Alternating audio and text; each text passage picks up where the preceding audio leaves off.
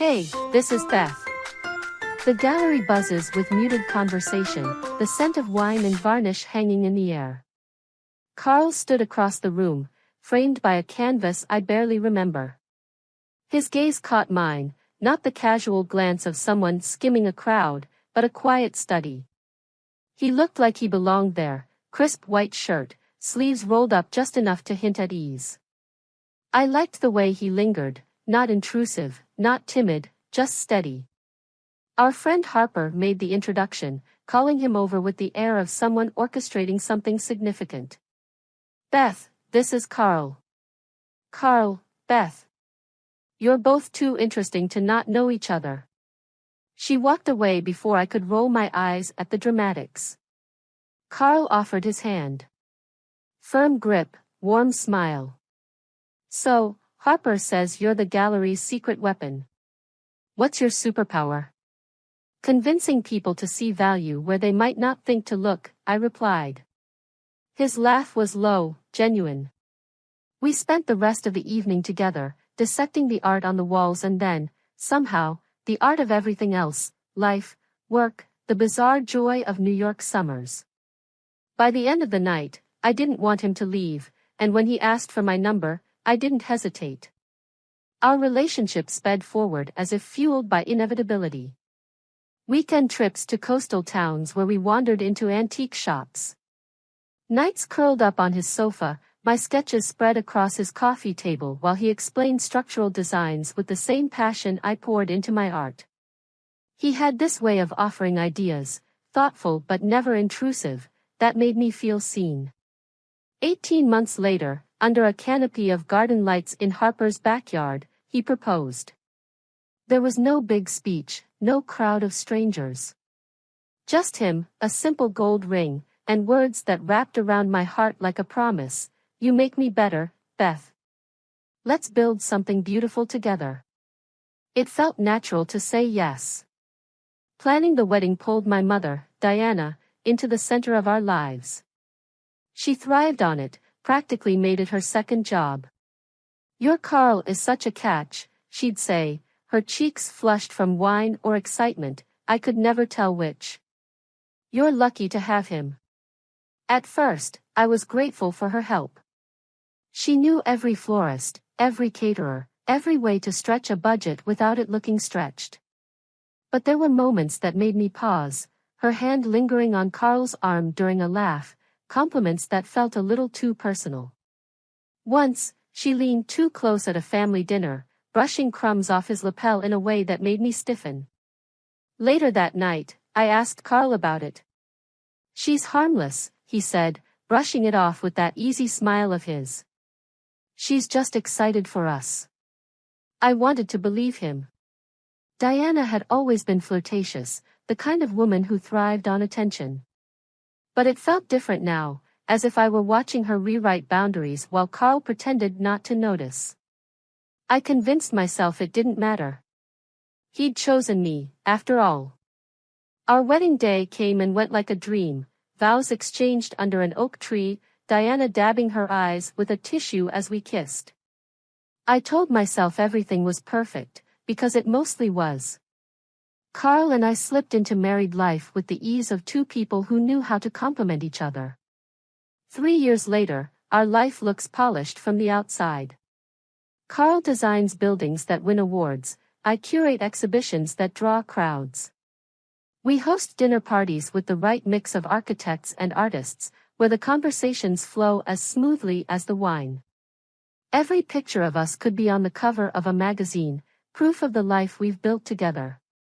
But photos don't show the edges, the cracks you don't want anyone to see. The fleeting moments when Diana's laugh lingers too long, or when Carl's eyes shift in ways I don't quite understand. These things settle in the back of my mind, faint outlines of something I don't want to sketch out fully. I tell myself it's harmless. They're harmless. Because that's easier than asking the questions I don't want answered.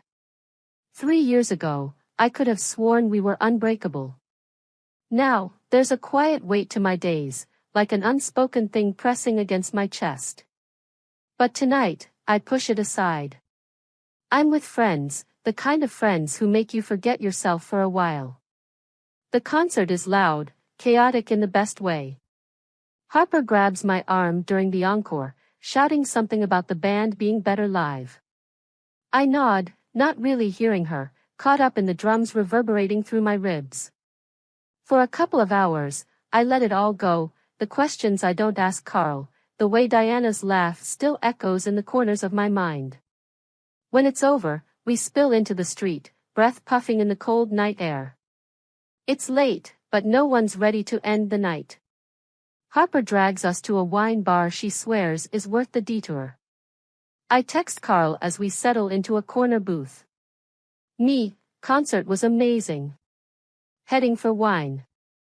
You good? No reply. I glance at my phone, then shrug it off. He's probably busy with his friends. Where's Carl tonight? Harper asks, swirling her glass of red. Out bar hopping, I reply, keeping my tone light. Something about a reunion with his old college crew. She raises an eyebrow, smirking. That doesn't sound like Carl. I laugh, because she's not wrong. Carl isn't the bar hopping type. But I don't think twice about it. He's allowed to have a night that's not perfectly in character. The hours slip by. The wine flows, the conversation shifts from music to work to who's dating who. It's past 2 when Harper calls it. Okay, I'm old. My bed is calling me, she declares, pulling on her coat. I check my phone again as we step outside. Still nothing. No texts, no missed calls. I stare at the screen for a second longer than I mean to. Harper notices. You worried? No, I say quickly, pocketing the phone. He probably stayed at one of their places. We talked about that earlier. It's true, we had a whole conversation about how late it might get, and he mentioned crashing with one of his friends if he had too much to drink. Logical, responsible, Carl.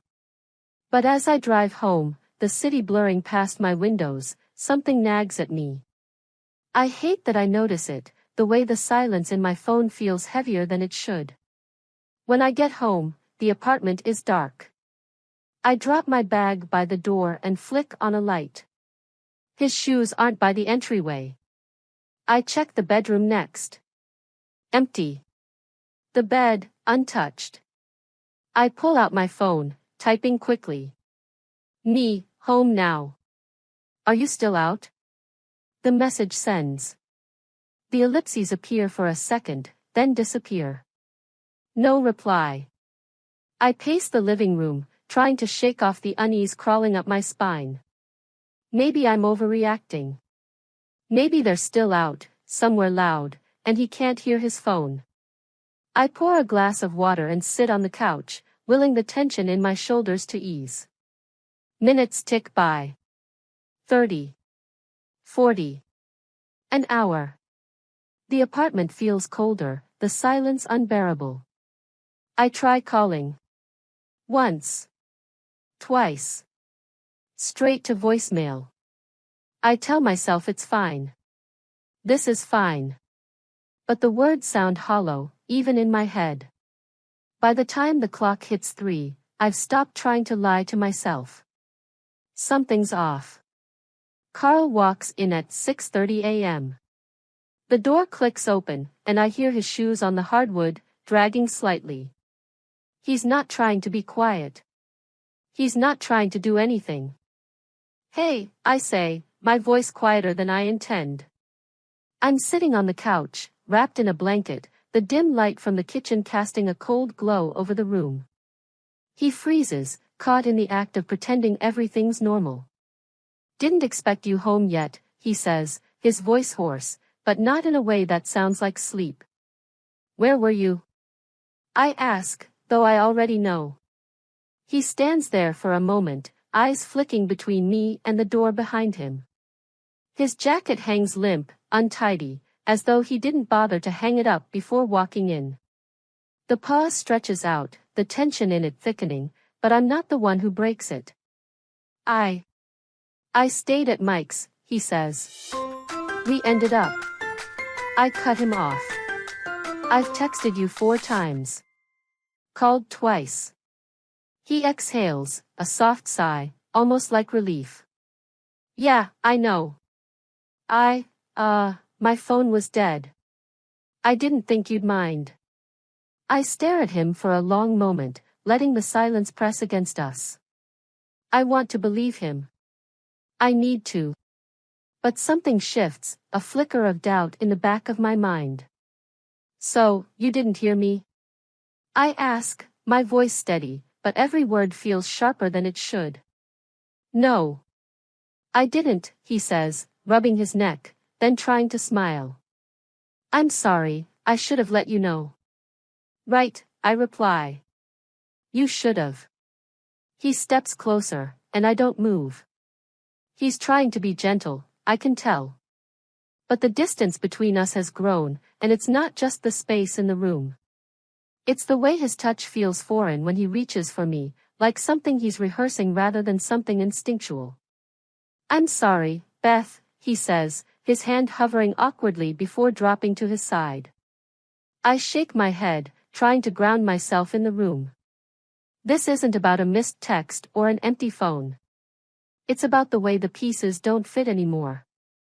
I need to ask you something, Carl, I say. My voice is quieter now, almost afraid. But I can't stop it. Why didn't you tell me where you were? Why didn't you answer? He swallows, eyes flicking to the side like he's looking for an escape. I can almost hear the gears turning in his head, trying to come up with a version of the truth that will work. I don't know. I didn't think you'd care. It wasn't. It wasn't anything serious. There it is. That word. Serious. But it's too late for him to backtrack now. It's too late for any of this. I don't believe you, I whisper, the words cutting through the space between us. It's not what I want to say. It's not what I ever thought I'd say to him. But it's the truth. The air goes still. He doesn't move, and I don't either. The silence feels too full, too heavy to hold, like the weight of it will crush everything we've built. Beth, please, he starts, but the words falter before he can finish. I can see it in his eyes, this panic, this flicker of realization. He's not prepared for what's coming, and neither am I. I take a deep breath, my hands gripping the blanket tighter. I know you've been hiding something, Carl. I can see it in your eyes. I haven't been hiding anything, he says, his voice lower now, defensive. I swear to you, nothing happened. Something about his tone, the way he says it, makes the doubt inside me solidify into something darker. I want the truth. All of it. Now. He runs a hand through his hair, his jaw tightening as if he's fighting himself. There was a night. A one-time thing, Beth. I swear, it meant nothing. The words hit me harder than I thought they would, and the room spins a little. My chest tightens, the air leaving my lungs too quickly. I force myself to steady my breathing. A one-time thing? How long? He doesn't answer right away. His eyes dart toward the door, then down to the floor. It's as if he's trying to collect his thoughts into something that doesn't feel like a betrayal. I didn't think it mattered, he finally admits, voice barely above a whisper. It was with someone. I didn't mean for it to happen. The silence in the room thickens, pulling the ground beneath me. I don't know how to process this, how to untangle the mess he's made with a few words. You don't think it matters? I repeat, my voice steady, but the disbelief in it is unmistakable. I'm sorry, he says again. It was a mistake. I wasn't thinking. I hold up a hand, stopping him. I don't need excuses. I need the truth. And then, slowly, his confession spills out, one detail after another. The texts. The photos. The weeks of hiding behind the lie of one night. The truth feels like a punch to the gut. It feels like the floor opening beneath me, and I can't stop it from swallowing me whole. The silence stretches between us, thick and suffocating. I can't move, can't speak. All I can hear is the pounding of my own heartbeat, racing through my chest, making my ears ring. Carl stands there, eyes searching mine, but I can't find him anymore. The confession lingers in the air like smoke, too real, too heavy to ignore. I didn't think it would go this far, he says, his voice low, almost pleading. I didn't want to hurt you. But it doesn't matter what he meant. What matters is the destruction he's caused. The trust shattered like glass at my feet. I push myself off the couch, my legs shaky beneath me. I need space, I manage, my voice hoarse. I don't know where I'm going, but I can't stay here. Not with him, not in this room. The door shuts behind me with a soft thud, and I stand in the hallway, breathing in the cold air that bites at my skin. My mind is a blur of images, his face when he confessed, the shock in his eyes, the way his words tumbled out one after the other like he was trying to make it less real. But it's real. Too real. I hear the faint click of the door behind me, and a moment later, his voice. Beth, please. Talk to me. Let me explain. But I can't. Not right now. Not when the words feel like daggers, lodged too deep. The hours stretch into what feels like days. I sit on the stairs, staring at the phone in my hands. I haven't called anyone, haven't texted anyone. I don't know how to explain this. How to tell them that the life I've built with him, with Carl, is nothing but a lie. I look down at the screen again. No texts. No missed calls. And I realize I don't want to see any. What's the point? What's the point of pretending anymore? I don't go back inside that night. Instead, I drive. Drive through the dark streets of the city, past the familiar buildings, past our life. I don't know where I'm going, but it feels better than being trapped in my own apartment, waiting for him to say the right thing. When I finally come back, it's after midnight. I feel drained, exhausted in a way I never thought I could be. The apartment is still. The lights are dim, the shadows heavy against the walls. Carl is sitting on the couch when I step through the door, his head in his hands, his shoulders hunched like he's carrying the weight of something far too heavy. I stop in the doorway. I can't bring myself to walk closer. I don't know who you are anymore, I say, my voice quiet, but every word feels like it's breaking something inside me. He doesn't look up. His voice is barely a whisper. I didn't want to lose you. It's too late. I feel numb. Like I'm no longer in control of my body, like I'm floating above this moment, watching it all unfold but unable to stop it. The raw anger inside me has settled into something colder. Something sharper. I turn away, the words too hard to say. Instead, I reach for my phone. I can't stay here. Not now. Not with him. I type out a message. A simple one. Me, I'm going to see a lawyer tomorrow. I don't look back when I leave. The days blur into each other. The apartment feels emptier than it should. Each corner, each space once filled with the warmth of a shared life, now feels hollow. The silence is the loudest thing in the room. I don't know what I expected after the lawyer. Maybe clarity. Maybe a sense of closure. But there's none of that. Instead, there's paperwork, contracts, agreements, a list of things I didn't want to think about. Divorce. Separation. Legal jargon that feels foreign, cold, as though someone else's life is being dissected. Carl hasn't said much since that night. He's called a few times, left messages. But I can't bring myself to listen. I don't want to hear the apology I know is coming. The "I'm sorry" he's rehearsed 1,000 times. There's nothing left in me to forgive. It's not just him. It's the fact that I'm here, alone in a place that used to feel like home, and I don't recognize myself anymore. I don't know who I am without him. Without the life we built, the plans, the promises. I start going out more. Not to parties or bars, just to coffee shops, libraries, quiet places. Somewhere I can think. Somewhere I can breathe without that pressure in my chest, like I'm drowning in every choice I've made. The first time I run into someone who knows Carl, it hits me harder than I expected. It's his old college friend, Aaron, at the cafe near my building. He's the one who always made fun of Carl for being the boring, serious one. The one who'd crack jokes at his expense, but I didn't mind. It was part of the charm. He sits down without asking, like he's doing me a favor. "Hey, how are you doing?" His voice is casual, but there's something about it, something that tells me he already knows. "I'm fine," I say, a little too quickly. "Busy?" He nods, a knowing look crossing his face. "Yeah. I heard about the situation."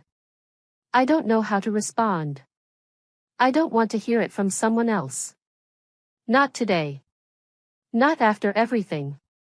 "You're getting through it, though, right?" he presses, leaning forward. "I mean, Carl isn't perfect, but you too." I cut him off.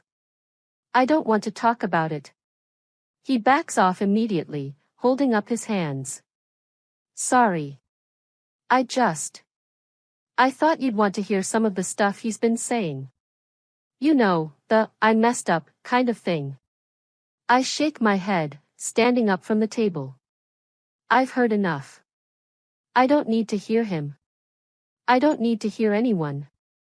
What I need is to keep moving forward, to untangle the mess of emotions and lies, piece by piece, until I'm free from it. The first few weeks after I leave Carl feel like a weight lifted, but it's not the relief I thought it would be. There's still a nagging emptiness, a longing I can't shake, even though I know there's no turning back. I spend the next few months working, focusing on the gallery, on pieces I've been too distracted to notice before. I lose myself in colors, in textures, in the stories each exhibit tells. It's like breathing for the first time in a long time. The art doesn't judge me. It doesn't ask questions. It just is. But the process of healing isn't as simple as finding a new distraction. It's nights spent lying awake, thinking about the way his words used to sound, how they used to feel like safety, like a promise. It's mornings when I wake up, still feeling his absence in the spaces where his voice should have been. Eventually, I realize I'm starting to rebuild. I'm starting to fill in the cracks he left behind with things I've forgotten about myself. I don't need him. I never did. I needed me. And for the first time in months, I make a decision: I'm cutting ties with my mother. The woman who never understood boundaries, who always flirted, who crossed lines with every partner I brought home. Her voice on the phone is still manipulative, still playing the victim. But I don't answer. I don't need her either. I spend more time with friends now, the ones who've been there through it all. They don't ask for explanations. They don't judge me. They let me be angry, let me be sad, and let me laugh again without making me feel like I'm broken. Therapy helps. Slowly, but it helps. Talking through everything, my mistakes, his mistakes, my mother's mistakes, feels like releasing something I've been holding inside for too long. By the time the next year starts, I've come to a place of understanding. I'm not who I was, and I never will be again. But that's okay. I'm learning who I am now. And this time, I'm choosing myself.